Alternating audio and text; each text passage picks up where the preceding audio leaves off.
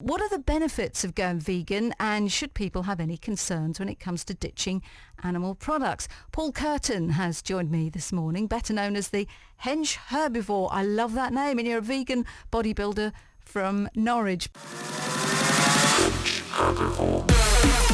hello. Thank you very much for coming in. I love the name. Me. Thank you. Yeah, someone said to me one day, I had a big pump on in the gym, and they said, "You're a Hench Herbivore," and I thought, that would make a good business name.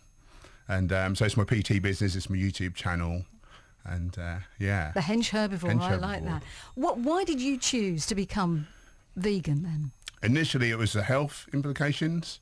So I looked at all the science, and I saw that the countries where they don't eat meat and dairy, they have sometimes unheard of, like heart disease, very little cancers, diabetes, osteoporosis. And it seems that the more animal products we eat, the quicker we're going to get one of these diseases of affluence. And I thought, I don't mind dying, but I don't want it to be my fault. I see what you mean there. But were you into fitness before? Yeah, for a lot of years. And I ate more animal products than anyone because I thought we needed to. You know, we're told we need meat for protein, we need milk for dairy, we need fish for omega-3. So I consumed so much, like 10 kilos of chicken breasts a week, 6 pints of milk a day, tuna, eggs. God, what was it like weaning you off that then? I went straight off the bat, I went 98% vegan. I was just concerned, is there, because we have eaten animal products historically, is there a nutrient in them that we need? So I just ate a couple of servings of grass-fed beef per week and 3 servings of wild salmon. The rest of the food was vegan. But quickly I learned that any essential nutrient in animal products originally came from plants. What about the reaction of people around you? If you're there in the gym and you're working out, and they're probably all meat eaters. In my gym now, there's a lot of vegans because obviously me being that example. Also, we had a reigning Mr. Universe 2 years ago. He went vegan off the back of chatting with me, and you know, the proof of the pudding's in the eating, and you can't argue with results, you know.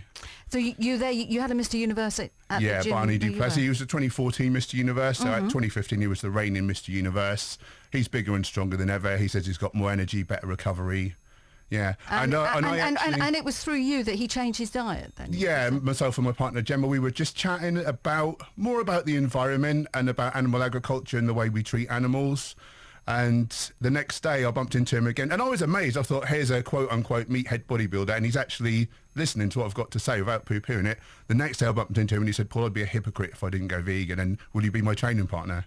Excellent. So well, that's really good. And here it is this week as being National Vegetarian Week. Yes. And I honestly think probably every family in the country has probably got someone in their family who's either vegetarian or probably now a vegan. How popular is veganism now? Well, I'm seeing that it seems like everyone's going vegan to me because I'm in the thick of it. But it's well over 500,000 vegans in the UK. I've heard that it's the fastest ever growing social justice movement. You know, slavery took hundreds of years to be abolished, but we didn't have the internet then, and we weren't able to spread our own message, you know, and show examples of how people are thriving. It's interesting that you call it a social justice message. Yes. Is that part of it very important? I mean, initially for me it was just health. You know, that was a very selfish thing. And then I'm researching recipes and things like what to eat, and accidentally I'm seeing footage of how we, you know, on different websites, how we treat animals. My heart went out and I thought, how the hell was I adding to that? Humans by nature, scientifically proven, are a compassionate species. When we see harm, we want to put a stop to it. We're told these things like humane slaughter, all these euphemisms, but no, if we saw it, we wouldn't be doing it, which is why slaughterhouses don't have glass walls. There's the Ag-Gag Act in America where it's illegal to film in slaughterhouses. People saw that, they wouldn't want to add to it. You're now vegan. You were a meat eater. All through that, you've worked out in the gym. What difference has there been in your level of fitness? My energy's gone through the roof. My recovery is so much better. My heart, my blood pressure went from about 140 to nearer 100, my systolic. Just recovery so much better. I had tendinitis before pretty much all the time. That just went away because it's an anti-inflammatory diet. I was involved in the Game Changers movie being filmed, which is James Cameron is the executive producer. It's coming out next year. and they've been all over the world filming all the top athletes, world-leading scientists. There's even special ops soldiers that they feed whole food vegan nutrition to, and it's going to show that not only is it viable, but this is optimal for human function. Okay, we'll come back and talk some more. We've got Paul Curtin in here, the Hench Herbivore. He's a vegan, he's a bodybuilder. You've got biceps that they are huge. That's all I can say. They are huge. We'll come back and talk some more about the bodybuilding and the vegan diet as well after this. Catherine Jeans has joined us in the studio as well. Well-known local nutritionist. Thank you, Catherine, for coming in. And Paul, let's get back and ask you about your diet. What tips do you have for a vegan diet? Eat whole foods. Because, you know, avoiding animal products, we should be avoiding heart disease and things, but we still can have bad health if we don't emphasize whole food. So by that I mean legumes, whole grains, fruits, vegetables, nuts and seeds. The diet should be predominantly that, with plenty of herbs and spices, because they really are superfoods, you know. Just to add that in. Catherine, do you have any thoughts on veganism and becoming a vegan? You're a nutritionist. What have you seen in the past? Well, I think with any diet, you can have a healthy vegan diet. You can also have a very unhealthy vegan diet. And likewise, you can be a meat eater and be very healthy. But you can also be a meat eater and be very unhealthy. So I think with any diet that you eat, you have to make sure that you take time and care to put all the right nutrients in that you need. So I think that's really, really key. And I do see a lot of unhealthy vegetarians or vegans, and that's because they're not making the right choices within that diet. I'm sure you probably see the same. So just, you know, cutting out meat and fish and eggs and dairy if you're going vegan, and then hoping to rely on those processed meat products. And, you know, for a lot of vegetarians, it's, oh, I'll throw some cheese on and hope for the best and all will be fine. That's when you can start to have problems, really.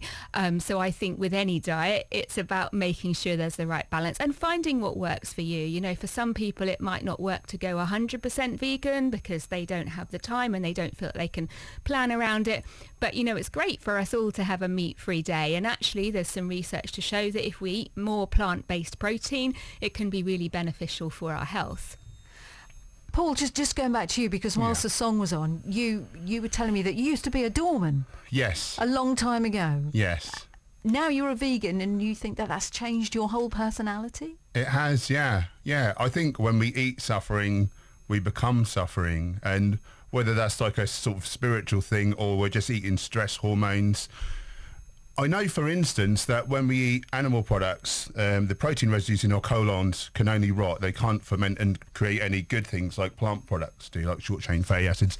They can only create toxins like putrescine, cadaverine, and these are linked with depression, anxiety, and it messes with our brain chemistry, definitely. And it's changed you as a person? Yeah, I'm just really chilled out now. Yeah, yeah. Can I just add, I'm a really chilled out meat eater though as well. And I've never been a violent or aggressive person. And so for me, so I have been vegetarian for many years, and I made the choice to go back to meat because for me, actually, it didn't suit my gut. And I felt better eating small amounts of meat. Now, what I do, I'm a family of 4, and I only buy organic meat. So for me, that's the compromise. And I make sure, therefore, by buying organic meat, that the welfare of the animals are much better. Obviously, yes, an animal still has to die. So I agree with you. But for me, that feels like the right compromise for me. I only buy organic dairy. So I am trying to support the welfare of the animals as much as I can, and I also eat a lot of plant-based foods, and I think that's the key. You know, if you are a meat eater or a fish eater, the really damaging meats for our health are the processed meat. So if you go to that well-known fast food restaurant and have very horrible processed meat, that's where the really, really damaging problem comes from meat. From a piece of grass-fed organic beef, there is a lot of health benefits to that, and we probably might disagree on that, but from the work that I do with thousands of clients and the work and the research that I have, actually it does suit a lot of people to eat some meat, but I always want to get good quality. I don't want to buy cheap meat that's full of growth hormones, that's full of antibiotics, and that's the difference. And that's what you class as processed? You said Unprocessed for me meat. is unprocessed for me is actually buying a piece of meat that looks like a piece of meat, and I would want to get organic meat. We eat a lot of plant-based protein in our house as well, and we eat lots and lots of vegetables. So I'm aiming to get me and my kids to be eating 10 fruit or vegetables a day, and that's the difference. Actually, you can be healthy and eat some meat or fish as long as you're getting lots of vegetables with your diet. Okay. Have you had anyone who's tried to go on a vegan diet and then come to you, Paul, and said, I just can't do this? No. Once they've started, that's it, and they've gone on. Yeah, I just educate them really well what they need to do. Yeah. Catherine, I did want to ask you about this news story that was doing the rounds the other day about fat and fit. Do the two go together? I think if you can be overweight and be very, very fit in terms of how well you can move, so your cardiovascular fitness can be very good. I think the thing is that we have to look at, though, is our level of fat cells and how full those fat cells are. So if we are carrying more fat around our tummy, we might be able to move very well and be very, very fit, and our cardiovascular health might be very fit, but that still might mean that we are predisposing ourselves to higher risk of things like type 2 diabetes, because unfortunately the more fat that we hold, particularly around the tummy, the higher our risk of things like insulin resistance are going to be. So I think but if you are overweight, it's much better to move and be able to move. And some people, they struggle to lose weight for various reasons. So I think it's working with your body and what you have. I'm not a size 8, 10 certainly, and that's why a lot of people like working with me, because I'm a normal, healthy 12 to 14, and that works for me, and I think that it's about trying to do the best that you can with you and your body. Yeah. I think we can always do something to improve our health, can't we? What's it like for people going to the gym for the first time, Paul? If someone is listening right now thinking, I want to get in the gym and I want to do some working like out. An overweight person, are you saying? Yes. What would your Well, advice really, be? the problem is fear, and it's just stepping over that threshold, stepping through the door. Once I've got someone through the door, I will make them have fun. They'll really enjoy it. But it's just the fear of, And it's fun for you working out. Yeah. I love it, yeah. I think amazing. it's so important, though, that they have fun, because there's nothing worse than doing exercise and not enjoying it. And if you can help someone to have fun while they exercise, I think that's brilliant. Is there anything you miss about eating meat, Paul? No. Nothing at all? No. What are your what are your treats as a vegan? What I will say is that your body is never not looking. And I've just retrained my taste buds now. I just eat whole foods, and like fruits and the different vegetables are delicious to me now. It takes 2 or 3 weeks. If you can stay off the junk foods, you retrain your taste buds and you enjoy real food for what it is. And actually science now shows us that we enjoy the rest of our life more, because it's all on the same dopamine pathway. If we eat, say, ice cream, high sugar, high fat, calorically dense foods, we get this dopamine hit, and it deadens it for other things, and then we don't enjoy anything in life so much. I exactly believe in exactly the same. If you cut the sugar, I always say to you, Chrissy, cut the sugar, 7 days, our taste buds really change really quickly, and then we don't want those foods anymore. There's so many lovely vegan treats out there. Lovely protein balls that you can make. Like lots of nuts and seeds, a little bit of dates and things like that. Some brilliant foods. If I could say one quote unquote treat, go on. Medjool dates. They're kind of the Rolls Royce of dates, yeah. With a little something like a whole foods peanut butter or cashew butter inside. Amazing. Most delicious thing you've ever tasted. And before we let you go, Paul, what would if anyone's thinking about becoming a vegan, what would you say? Hit me up, Hench Herbivore. I'm on all the social media.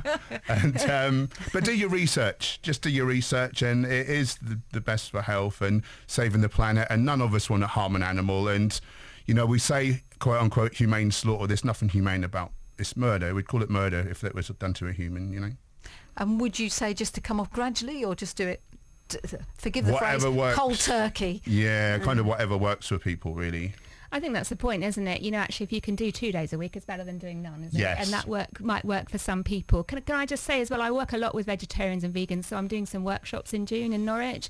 So if anyone is interested, I'm doing a really nice couple of workshops on how to be a healthy vegetarian or vegan, because I'm seeing more and more come into my practice, and like I said, more unhealthy ones who are relying on the wrong foods. So if anyone's interested in those, they can have a look at my website, thefamilynutritionexpert.com. One thing I forgot to ask you, what I see is a lot of younger people wanting to embrace veganism. Yeah. Have you seen that, Catherine? I as well? definitely have. Yeah. I really have. It's great to see, because obviously if the younger generation are pushing it, then it's going to follow through and they will then speak to their children. And again, I think they are people that use social media, people like places like Paul's site, actually and educate themselves well on what is a good diet rather than just kind of, hoping for the best. When I was vegetarian 20 years ago, the only thing I'd get in a pub was cauliflower cheese, which is probably why I don't like cauliflower anymore, So I think times have changed so much, haven't they?